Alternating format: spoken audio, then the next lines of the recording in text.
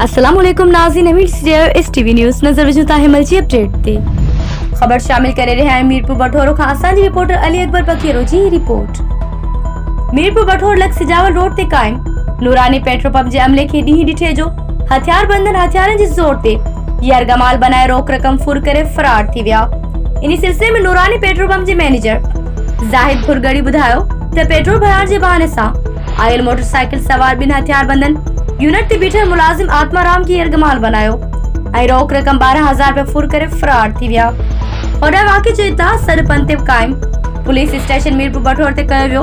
लेकिन पुलिस बर वक्त पहुंची फौरन जो पीछो न करे सघी, जे सबब ॾोहारी आसानी सां फरार थियण में कामयाब थी विया। याद रहे त मीरपुर बठोर में बदअमनी में इज़ाफ़े सबब रोड रस्ता गैर महफूज़ बणिजी विया आहिनि ऐं ॾूही वारदातनि में इज़ाफ़ो थी रहियो आहे,